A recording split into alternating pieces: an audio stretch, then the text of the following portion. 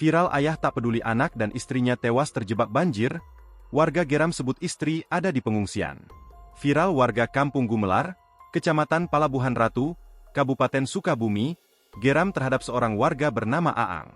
Dalam video yang viral di media sosial, warga tanpa geram setelah suami dari Santi dan ayah dari Nurul berbohong tentang keberadaan keluarganya usai banjir bandang Cipalabuhan Ratu. Aang sempat mengklaim bahwa istri dan anaknya selamat dan telah mengungsi ke wilayah Cikakak.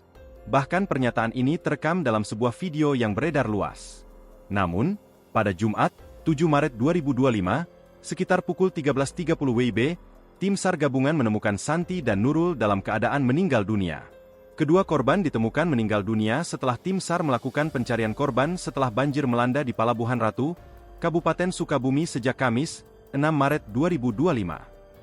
Sejak banjir yang terjadi pada Kamis, kedua korban sempat dilaporkan hilang setelah banjir melanda. Ibu dan anak ini diketahui bernama Santi berumur 40 tahun dan anaknya yang masih balita berusia 3 tahun bernama Nurul. Saat terjadi cuaca buruk pada Kamis, ibu dan anak ini sedang berada di dalam rumah. Tak disangka cuaca buruk itu menyebabkan banjir bandang. Saat banjir terjadi, ibu dan anak ini masih berada di dalam rumah. Namun tak diduga banjir yang terjadi ternyata cukup tinggi. Hal ini dijelaskan Kasih Operasi Kantor SAR Jakarta, Ahmad Rizkiansyah berdasarkan keterangan saksi-saksi. Sejumlah warga yang berada di lokasi evakuasi melampiaskan emosi mereka dengan meneriakkan cacian kepada Aang, menuduhnya lebih mementingkan urusan pribadi dibanding mencari keluarganya yang hilang.